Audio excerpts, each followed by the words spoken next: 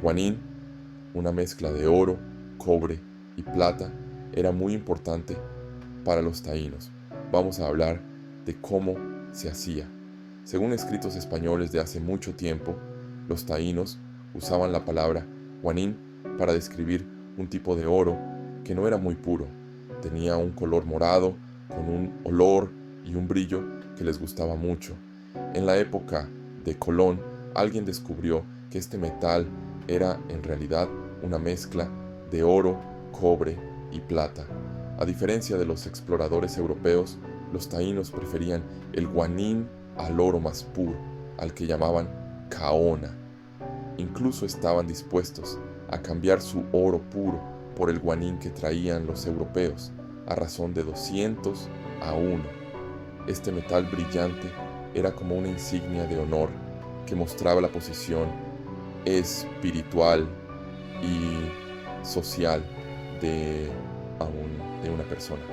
La mayoría de las veces se convertía en piezas planas que los jefes o líderes llevaban como collares. Las llevaban en ceremonias importantes y en las batallas.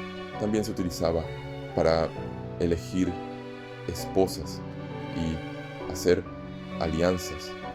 El brillo y el resplandor se consideraban sagrados, lo que demostraba que los jefes tenían poder y podían hablar con los espíritus.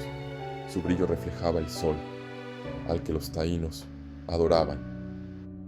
Los nativos del Caribe llamaban guanín a una mezcla de metales de oro, cobre y plata que utilizaban para hacer todo tipo de cosas.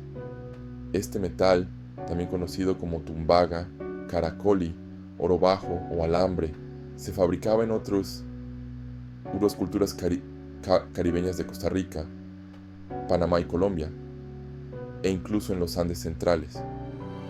Estas culturas lo consideraban sagrado, un símbolo del origen de la vida y de cómo todo, la naturaleza y las personas llegaron a ser. Durante los siglos XV y XVI, los europeos encontraron guanín en las Antillas Mayores, así como en partes de Venezuela y Guyana. Las piezas de guanín recogidas de las culturas indígenas de las Antillas Mayores, Costa Rica, Panamá y Colombia son de los primeros siglos después del año cero.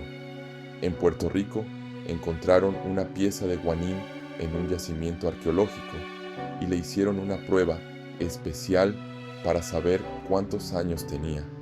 Resulta que era de algún momento entre el año 70 y el 374 después de Cristo. Las piezas de los Andes centrales son aún más antiguas. También han encontrado guanín en Cuba, que se parece mucho al de las culturas Tairona y Sinú de Colombia, pero no han encontrado ningún guanín en las Antillas Menores y solo una pieza en Guyana, en el norte de Sudamérica, y parece que procede de Colombia. Desde la joyería hasta los objetos ceremoniales, el guanín era una parte importante de la vida de los taínos. La fabricación de objetos con guanín demuestra la habilidad de los artesanos taínos. Cuando llegaron los europeos, las cosas cambiaron drásticamente para los taínos. Los conquistadores pensaron que el guanín era oro normal. A pesar de haber sido colonizados, la tradición del guanín sigue viva.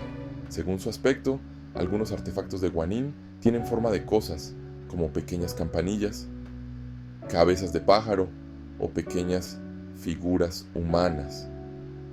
Otros se parecen mucho a los objetos hechos con caona, apareciendo como pequeños colgantes planos con un solo agujero.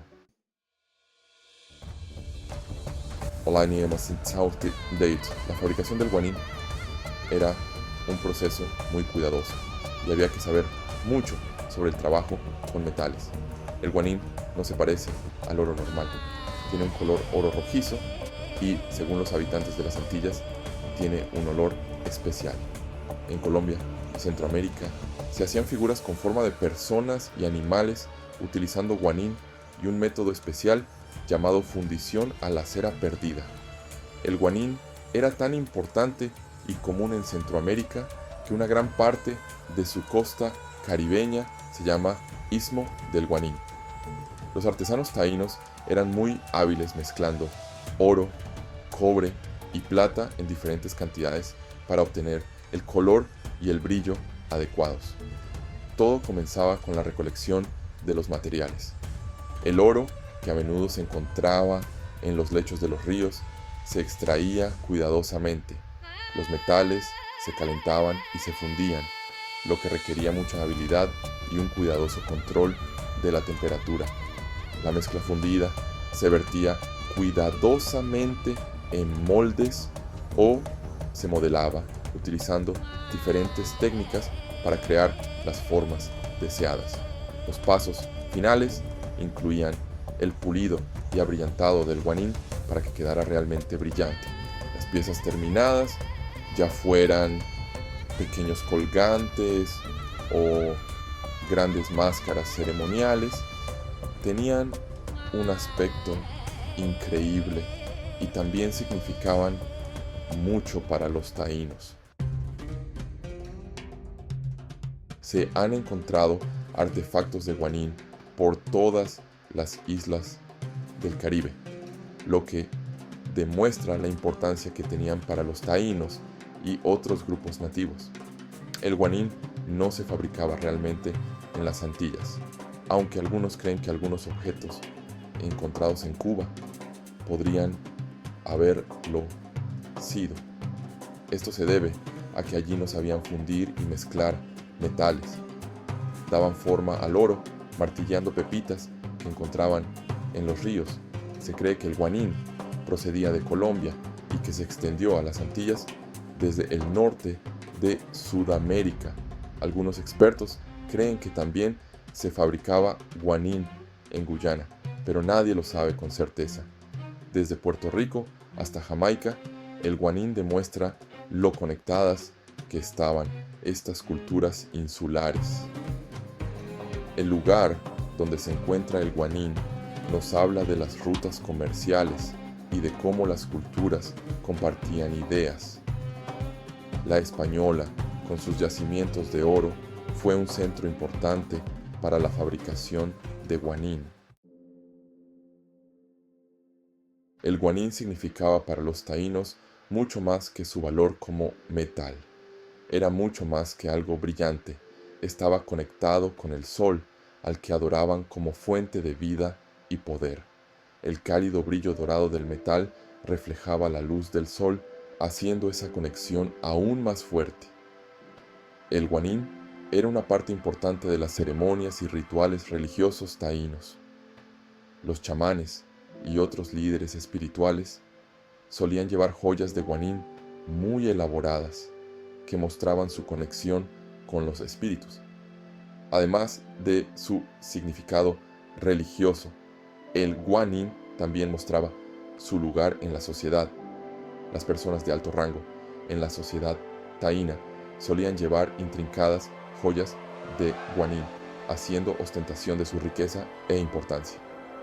El hallazgo de artefactos de guanín en los enterramientos nos indica que creían en la vida después de la muerte y querían asegurarse de que los muertos tuvieran un viaje seguro al mundo de los espíritus.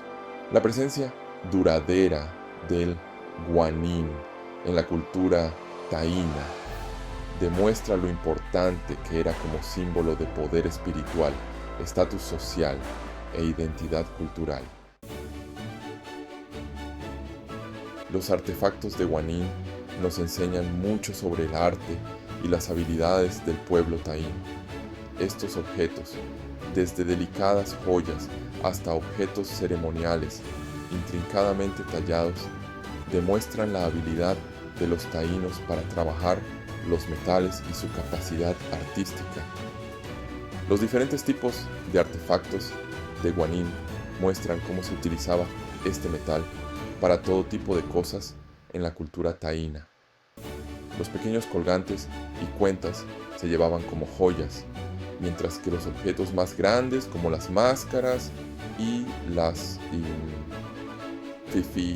figuras se utilizaban en las ceremonias. Cuando los arqueólogos encuentran artefactos de guanín, aprendemos aún más sobre la cultura y la historia de los taínos. Estos objetos, que a menudo se encuentran en enterramientos y centros ceremoniales, nos dan pistas sobre su estructura social, sus prácticas religiosas y sus tradiciones artísticas. El cuidado de los artefactos de Guanyin es importante para asegurar que el legado del pueblo taíno siga vivo. Al estudiar y apreciar estos artefactos, podemos honrar al pueblo taíno y su rica herencia cultural.